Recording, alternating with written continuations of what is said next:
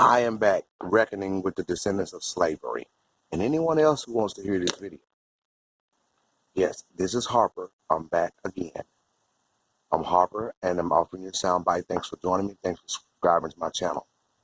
What I want to talk about is slavery and the descendants of slavery.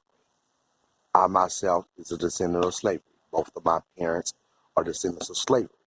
We have records of our ancestors being come from slavery in the United States of America.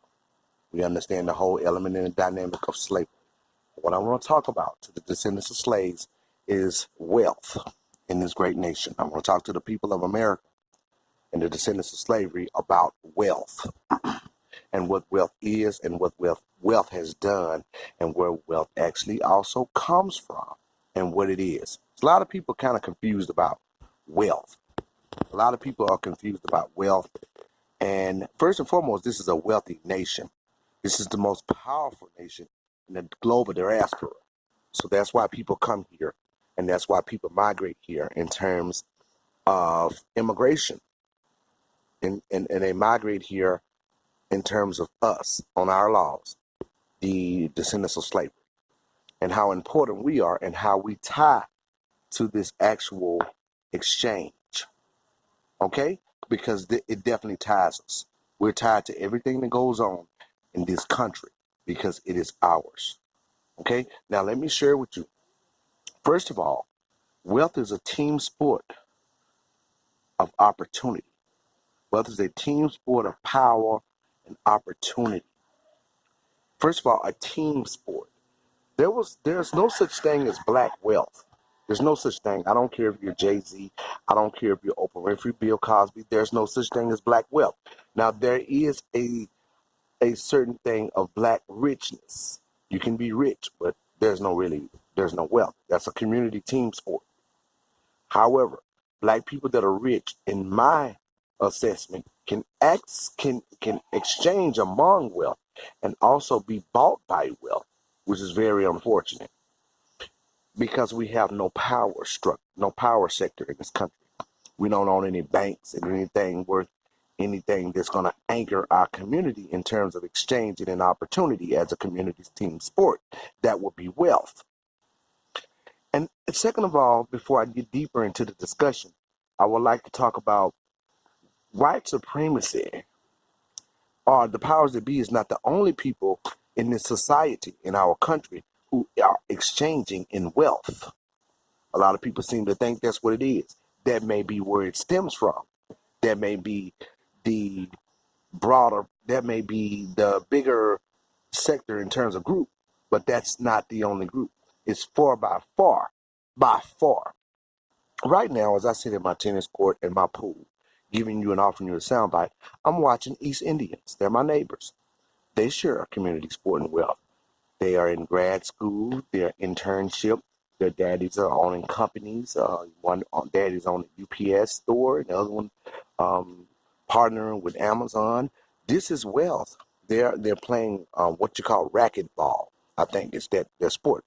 But this is just a synopsis of what I'm looking at as the reason why I was pretty much inspired to give you this soundbite. Now, there's wealth also in poor class communities, like even the Hispanics share a camaraderie of wealth. Not to mention that they might not share a super capital, but they do have local capital. They're owning companies. They're owning landscaping companies. They're owning little grocery stores. They have their own enclaves. And they also work in agriculture, which take cheaper labor in order to make deals with the white supremacy, with the powers that be. And they are doing it in groups. And they are intentionally undermining who we are. They're not innocent. I talk to them a lot. The men, they're not innocent. They know exactly what they're doing. Let me say it one more time.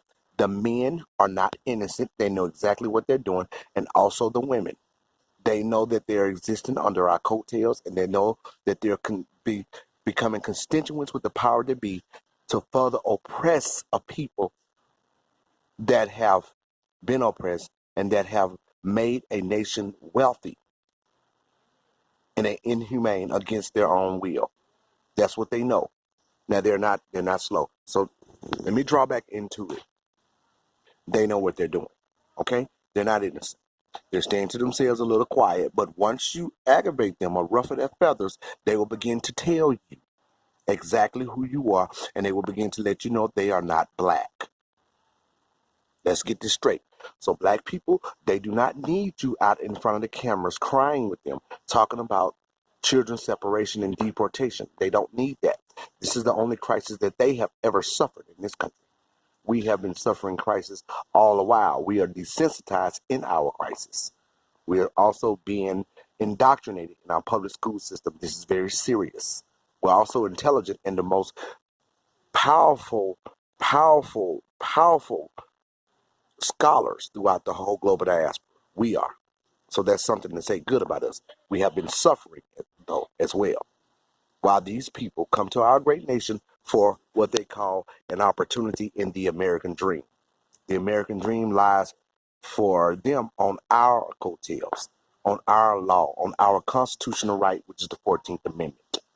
They only can have children here that become legal citizens by the 14th Amendment if they're not Americans. So those who come here looking for the camaraderie of wealth within their group, in their enclave, they may have green cards and they may have been allowed to come here to work or be a part of the United States of America. But when they have children, their children become citizens off the backs of slaves, off the backs of black people in the country, American descendant of slavery. Let's get that right, ADOS. We need to know what's going on with the incentives that belong to us and the laws and the constitutional rights that belongs to us and our history, that belongs to us as a political exchange in our great nation, that belong to us in terms of our suffering. That's what I meant to say, excuse me. We need to understand that.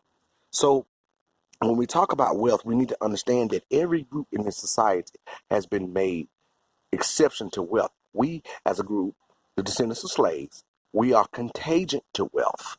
There's no such thing as black wealth. Like I said, we have no power sector in this country or in our communities. The places in our community are owned by immigrants, East Indians. These kids that are here playing racquetball, their parents are owning gas stations on the corners of your community. Their parents are owning liquor stores, gas stations, and grocery stores on the corners of your enclaves, your communities, where you're in disenfranchised and private areas. They are also in camaraderie of wealth as Asians. They are buying property. They're buying houses where you pay rent. Even if you're getting Section 8 or whatever you're doing, you don't pay rent to black people. Black people don't have any power in terms of groups. There was a once upon a time where we did have wealth, and that was Black Wall Street and Rosewood, but we were dealt with militant force, and it was destroyed. So along with our leaders and people who spoke for the integrity of black existence and people who spoke for the prestige and the growth of black empowerment with a substantial argument were assassinated and dealt with in militant force, along with the empire that we began to build and create in terms of wealth. And this was pulling up our own bootstraps. And not to mention that we went without our inheritance and our reparations. You see, this is the whole conversation what I'm having right now is about reparations. I thought I would mention it earlier on in the conversation, but let me mention it before it gets too late. This is about reparations. You see, this is why we deserve and that we need and will get reparations. Reparations is owed to us by the United States government. We are people that have been forced to do labor to bring wealth. As I said before, we are the apparatus of a society's wealth. That's what we are for a nation. We are the wealth of a nation, not for a family or this family or that family, but for a nation. So in the nation, the United States government is the one owed black people, the slave descendants, an incentive and a exchange of political equal opportunity exchange by what we work for and who we are and what we represent historically and what we have done for a people and for the whole global diaspora. The United States offers sanctions, and the United States also give aid to other countries, even aid to Madagascar. Okay? The United States is the most powerful and rich, is strongest country throughout the whole world. It sits up, it's a gold mine. That's why people come here. That's why people fight to get here. They break in here. Simple fact, because once they know they get here, they can entertain wealth. They can get inside their enclaves, find their group, and be wealthy. They like the electric slide. Jump on, come on, you electric. As long as you get here, we can find a way for you to be here. Have children, they become illegal citizens. And they're also infiltrating our government. When they have children, their children come in and they get in the government and they turn the laws in favor. But because they're considered brown, which is black and brown, coalition is what they're trying to do. They start to represent us. So have you, so to speak. This is where the elephant in the room, our weight. They start to represent who we are, the Democratic Party, and they're not really representing us. They're looking for us to die politically and physically. Because when somebody dies politically, that's a political war. That's what happens. If you read books, you would know how war begins. And what happens is people masquerade over you politically. They leave you without opportunity. You have no wealth, and then anything subject to happen to you, even in terms of them being barbaric if they wanted to. But now we speak up because we know that this is a very real and dangerous situation. However, we speak up, we stand. So I'm very thankful for the voices of new black media, the new black media voices. I consider myself to be a part of your group. I'm here and I'm very interested in my life and my family. Not to mention that I know some black people are desensitized and don't understand our fight. But as we keep talking, we're starting to normalize this conversation where they actually begin to really realize, even us are seeing things that is not a fallacy, it's actually reality to us as we go forth. However, there are people that are black folk that want to believe nothing is wrong. And I'm going to tell you, you're not just unwealthy, you're also a baby, a child in this country. And every other group is pretty much considered an adult because of their intellectual presence and their knowledge of what they're able to do and what they have been able to access and who they have built constituency with. Now, not to mention, well, white supremacy will break their toys. So these people are being used also as pawns. So they're not completely safe. They're not completely safe. We, the American descendant of slavery, are far more important by nature, by our dignity and integrity, just by who we are and what we have been through as a people. This is the land of our captivity. So once we become a group that has been united and remembered properly, there will be no need to use immigrants and anyone else to defy our presence. The cat will be out the box. So these people that are in these spaces that are basically infiltrating and perpetrating in terms of politicians representing us as other groups, they won't be no longer needed. They will not be no longer needed because they don't know enough. They don't know enough. They're in spaces and you have to be humble during this time because we are not playing. We are very serious. The new voices of black media and the people out here talking, we are very serious. There's a few genius among us. It is not uncommon that the slave descendants are genius and great scholars. It is not uncommon. If you look at Dr. King, and if you look at the rest of us, Ida B. Wells, if you look at Harriet Tubman, if you look at Fred Hampton, if you look at us all, if you look at us, you would understand. As a matter of fact, a lot of us do understand. So I have to let you know that as we speak up, we're basically reconditioning the minds of our people where we have been colonized. We are a sleeping giant. There's nothing they can do. The argument is too substantial. We have the most respected argument in the political arena. We have built a nation in terms of laws where if you get a lawyer that's very good and go into court, you may win a case that you are are guilty of because of the society that we built and the type of education and intellectual exchange in terms of that.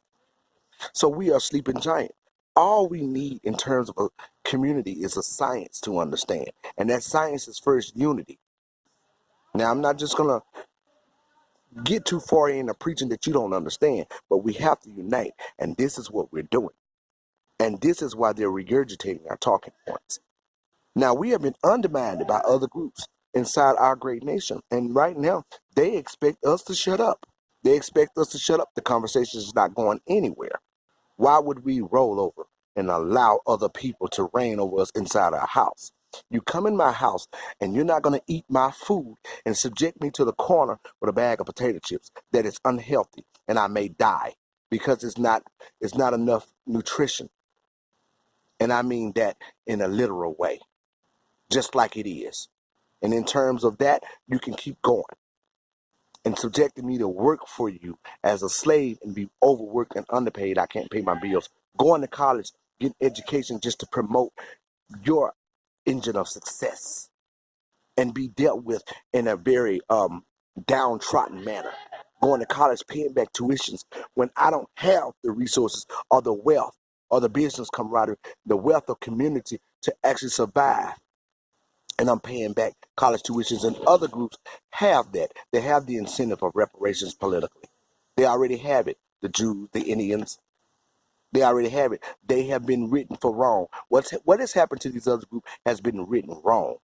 They're constantly telling us we're lazy, we need to shut up, we need to mind our own business, racism doesn't exist. They're constantly saying stuff to us. And now other groups are chiming in. They're chiming in and using the same talking points. However, the President Donald Trump, for some odd reason, the deportation and all the immigration stuff has changed their tone. A lot of them. And a lot of them saying stuff like we would say. Now they're using our talking points. They're going from side to side to use anything to get over. These people that are coming in this country are not innocent people. We do have allies from all groups, but I want black people to know they are not innocent.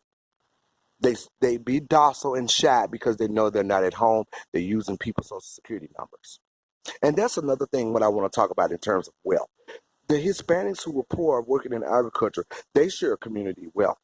They're using illegal social security numbers of dead people. That's a wealth because it's against the law and they're allowed to do it.